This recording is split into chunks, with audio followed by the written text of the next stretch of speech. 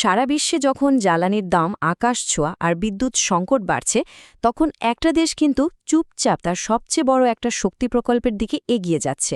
এটা শুধু একটা পাওয়ার প্ল্যান্টের গল্প না, এটা বাংলাদেশের পারমাণবিক স্বপ্ন সত্যি হওয়ার গল্প। চলুন এই পুরো ব্যাপারটা একটু ভেতর থেকে দেখে আসি। আর এই নতুন শক্তির উৎসটা আসছেও এমন একটা সময় যখন বিশ্ব জ্বালানির বাজারে একেবারে টালমাটাল অবস্থা। তাই বাংলাদেশের এই পদক্ষেপটা শুধু যে নিজের দেশের জন্য গুরুত্বপূর্ণ তা কিন্তু না, এটা পুরো বিশ্বের জ্বালানি মানচিত্রে একটা নতুন অধ্যায় শুরু করতে পারে। তো আমাদের আলোচনার প্রথম পর্ব, বাংলাদেশের পারমাণবিক উষা। বাংলাদেশ কিন্তু ইতিহাসের একটা নতুন পাতা খুলতে যাচ্ছে। দেশের প্রথম পারমাণবিক বিদ্যুৎ কেন্দ্র রূপপুর এখন প্রায় তৈরি।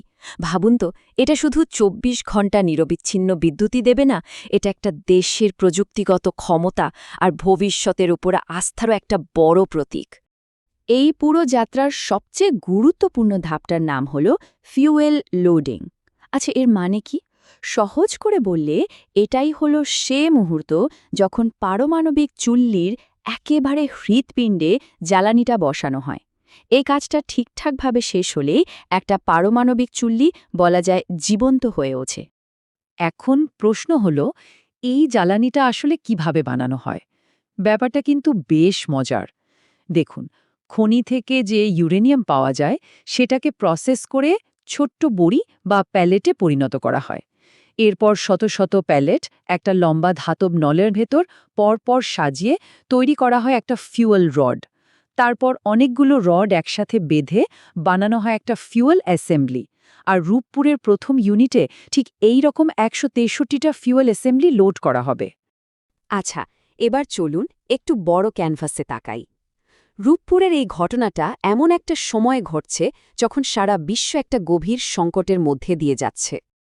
কিন্তু প্রশ্ন হল, ঠিক এই সময়ে পারমাণবিক শক্তির এই পদক্ষেপটা হঠাৎ করে এত গুরুত্বপূর্ণ হয়ে উঠল কেন? এর উত্তরটা কিন্তু লুকিয়ে আছে আমাদের চারপাশের বর্তমান বিশ্ব পরিস্থিতির মধ্যেই। আন্তর্জাতিক শক্তি সংস্থার প্রধান ফাতিহ বিরলের এই কথাটা একটু শুনুন। বিশ্ব এর আগে এত গভীর এবং জটিল জ্বালানি সংকট আর কখনো দেখেনি। এই সংকট ১৯৭০-এর দশকের তেল সংকটের চেয়েও বড়। এই একটা বাক্যই আসলে বলে দেয় যে পরিস্থিতিটা কতটা গুরুত্বপূর্ণ। আর এই সংকটের প্রভাব কিন্তু সাধারণ মানুষের জীবনে সরাসরি পড়ছে। শ্রীলঙ্কা থেকে মিয়ানমার, জ্বালানির জন্য লম্বা লাইন। ফিলিপাইনে বিদ্যুৎ বাঁচাতে সপ্তাহে ৪ দিন অফিস চলছে। এয়ারলাইন্সগুলো ফ্লাইট বাতিল করতে বাধ্য হচ্ছে। এমনকি ভারতীয় মানুষ রান্নার জন্য আবার কাঠের চুলার দিকে ঝুঁকছে। আর বাংলাদেশের জন্য একটা বড় চিন্তার কারণ হতে পারে কাতার থেকে গ্যাস সরবরাহ বন্ধ হয়ে যাওয়া। আর বিশেষজ্ঞরা আশঙ্কা করছেন যে মধ্যপ্রাচ্যের সংঘাত যদি আরও বাড়ে, তাহলে তেলের দাম ব্যারেল প্রতি $২০০ও ছাড়িয়ে যেতে পারে। ভাবা যায়, এমন পরিস্থিতিতে তো কোনো দেশের অর্থনীতিই টিকতে পারবে না। তাই সব দেশ এখন মরিয়া হয়ে জীবাশ্ম জ্বালানির বিকল্প খুঁজছে, এমন একটা বিকল্প যা স্থিতিশীল হবে এবং নিজেদের নিয়ন্ত্রণে থাকবে। আর ঠিক এখানেই রূপপুর পারমাণবিক বিদ্যুৎ কেন্দ্রের গুরুত্বটা সামনে চলে আসে। এটা শুধু একটা জাতীয় প্রকল্প না, বরং এই বৈশ্বিক সংকটের মুখে বাংলাদেশের একটা কৌশলগত জবাব। একটা পারমাণবিক বিদ্যুৎ কেন্দ্র কিন্তু রাতারাতি তৈরি হয়ে যায় না। এই টাইমলাইনটা দেখুন, ২০১৩ সালের একটা চুক্তি থেকে শুরু করে ২০২৮ সাল পর্যন্ত এটা প্রায় ১.৫ দশকের একটা মহাযজ্ঞ। এর জন্য দরকার হয় অটল রাজনৈতিক সদিচ্ছা আর হাজার হাজার মানুষের অক্লান্ত পরিশ্রম। একটা পারমাণবিক বিদ্যুৎ কেন্দ্র চালু করা কিন্তু কোনো সুইচ অন করার মতো সহজ কাজ নয়।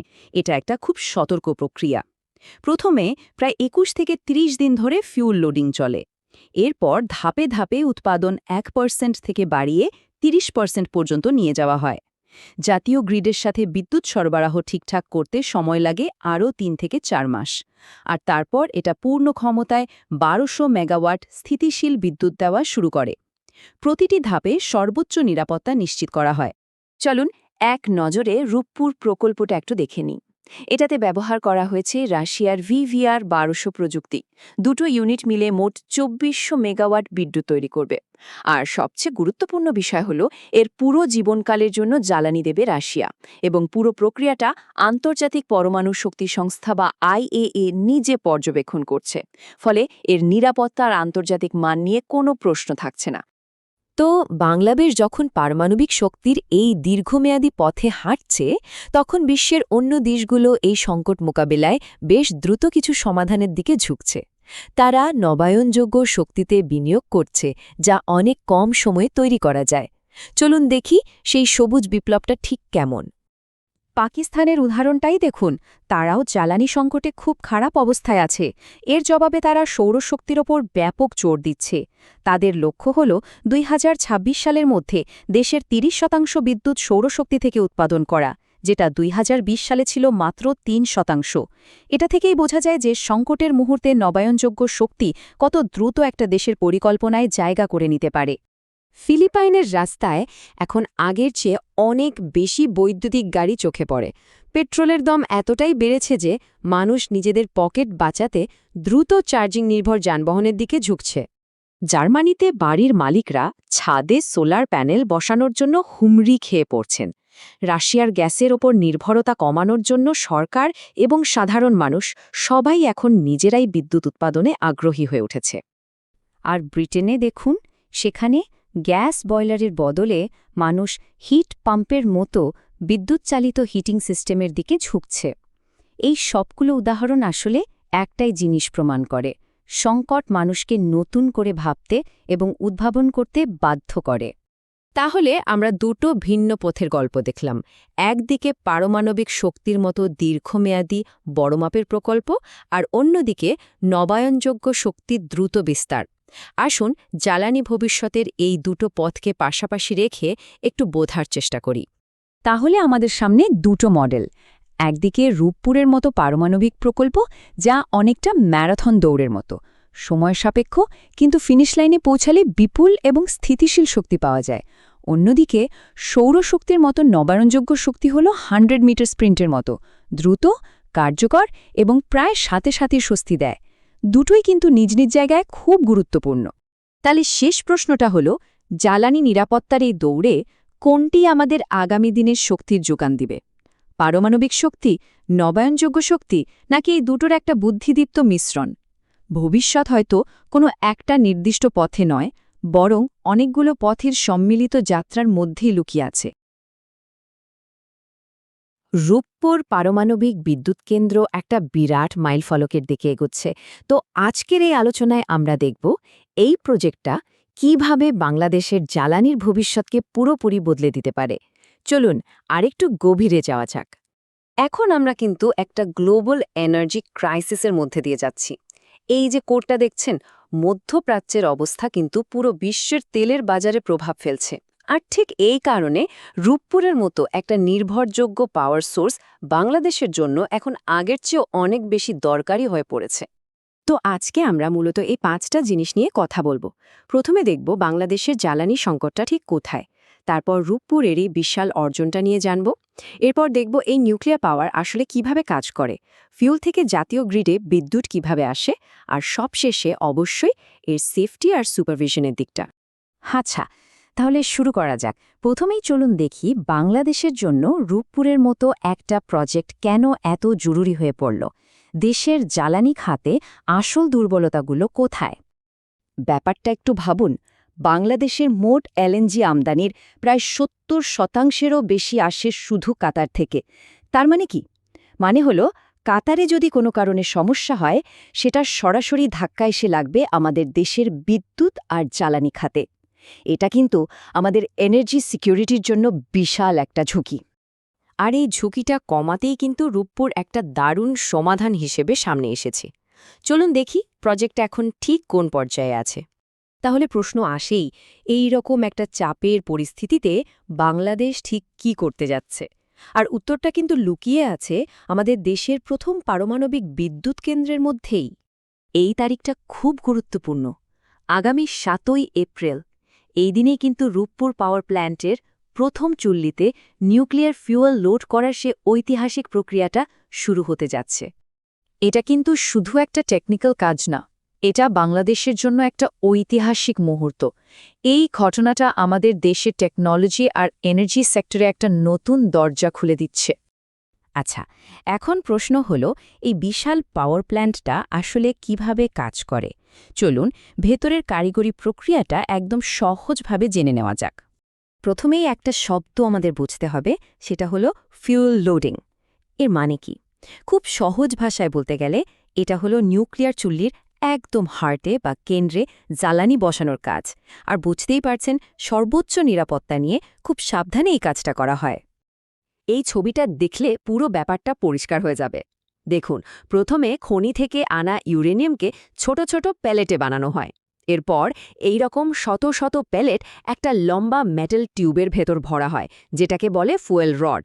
আর সবশেষে এই রকম অনেকগুলো ফুয়েল রড একসাথে বেঁধে তৈরি করা হয় একটা ফুয়েল অ্যাসেম্বলি। তাহলে বুঝতেই পারছেন, রূপপুর কেন্দ্রের প্রথম ইউনিটে ঠিক এই রকম ১৬৩টা ফুয়েল অ্যাসেম্বলি লোড করা হবে। আর এই জ্বালানিগুলো কিন্তু এর মধ্যেই রাশিয়া থেকে প্রকল্প এলাকায় নিয়ে এসে স্টোর করে রাখা হয়েছে। বেশ, ফুয়েল তো লোড করা হলো, কিন্তু সেখান থেকে আমাদের ঘরে মানে জাতীয় গ্রিডে বিদ্যুৎ আসতে কতদিন লাগবে? চলুন পরের ধাপে এই টাইমলাইনটা একটু দেখে নিই। পুরো প্রক্রিয়াটা কিন্তু বেশ গোছানো। প্রথমে ফুয়েল লোড করতেই লাগবে প্রায় ৩০ দিনের মতো। এরপর আরও প্রায় ৪০ দিন ধরে আস্তে আস্তে পাওয়ার জেনারেশন বাড়ানো হবে, মানে 1% থেকে শুরু করে 30% পর্যন্ত। তারপর জাতীয় গ্রিডের সাথে এটাকে মেলাতে বা সিঙ্ক্রোনাইজ করতে সময় লাগতে পারে আরও ৩ থেকে ৪ মাস। আর সব যদি ঠিকঠাক চলে, আশা করা যায় এই বছরের ডিসেম্বর নাগাদ প্ল্যান্টটা তার ফুল ক্যাপাসিটিতে বিদ্যুৎ দেওয়া শুরু করবে। আর এই ফুল ক্যাপাসিটি মানে কিন্তু ১২০০ মেগাওয়াট বিদ্যুৎ। ভাবা যায়, প্রথম ইউনিট থেকেই এই বিপুল পরিমাণ বিদ্যুৎ জাতীয় গ্রিডে যোগ হবে, যেটা দেশের জন্য একটা বিশাল ব্যাপার। একটা ভালো খবর হলো, এই বিপুল পরিমাণ বিদ্যুৎ আনার জন্য যে ট্রান্সমিশন লাইন দরকার সেটা সহ পুরো ন্যাশনাল গ্রিড কিন্তু তৈরি। তবে হ্যাঁ, রাশিয়ান কর্তৃপক্ষ গ্রিডের ফ্রিকোয়েন্সি মানে বিদ্যুতের প্রবাহটা স্থিতিশীল রাখার ব্যাপারে কিছু টেকনিক্যাল পরামর্শ দিয়েছে, সেটা নিয়েও কাজ চলছে। এত বড় একটা প্রজেক্টের সবচেয়ে গুরুত্বপূর্ণ দিক হলো এর সেফটি বা নিরাপত্তা। চলুন আমাদের শেষ অংশে দেখে নিই কারা আর কিভাবে এই পুরো বিষয়টা তদারকি করছে। এখানে মূলত দুটো বড় সংস্থা কাজ করছে। একটা হলো আন্তর্জাতিক IAEA বা ইন্টারন্যাশনাল অ্যাটমিক এনার্জি এজেন্সি। তারা দেখছে পুরো প্রজেক্টটা আন্তর্জাতিক সেফটি স্ট্যান্ডার্ড মেনে চলছে কিনা। আর অন্যদিকে আছে আমাদের দেশের BAERA বা Bangladesh atomic energy regulatory authority, যারা দেশের ভেতরের নিরাপত্তা আর ম্যানেজমেন্টের দিকটা শক্ত হাতে দেখভাল করছে। এই পয়েন্টগুলো দেখলেই বোঝা যায় সেফটি সিস্টেমটা কতটা কড়া। IAEA প্রায় ১৯টা আলাদা আলাদা ধাপে প্রজেক্টটা চেক করছে, তাদের গ্রিন সিগন্যাল পেলেই কিন্তু কাজ এগোয়। এর পাশাপাশি রাশিয়া আমাদের দেশের কর্মীদের ট্রেনিং দিচ্ছে, আর একদম শুরুতে রাশিয়ান এক্সপার্টরাই কিন্তু চুল্লিটা চালাবেন, ফলে সর্বোচ্চ নিরাপত্তা নিশ্চিত হবে। তাহলে সংক্ষেপে যদি পুরো প্রজেক্টের রোডম্যাপটা দেখি, ২০১৫ সালে রাশিয়ার সাথে চুক্তি হয়েছিল। আশা করা হচ্ছে প্রথম ইউনিটের কমার্শিয়াল প্রোডাকশন শুরু হবে ২০২৭ সালের শুরুতে। আর দুটো ইউনিট মিলে মোট ২৪০০ মেগাওয়াট ক্ষমতার পুরো প্রজেক্টটা ২০২৮ সালের শেষ নাগাদ কমপ্লিট হয়ে যেতে পারে। তো সব শেষে একটা প্রশ্ন কিন্তু থেকেই যায়, সব চ্যালেঞ্জ আর সম্ভাবনা মিলিয়ে রূপপুর কি আসলেই বাংলাদেশের জ্বালানি নিরাপত্তার ক্ষেত্রে একটা নতুন যুগের সূচনা করতে পারবে? এর উত্তরটা হয়তো সময়ই আমাদের বলে দেবে।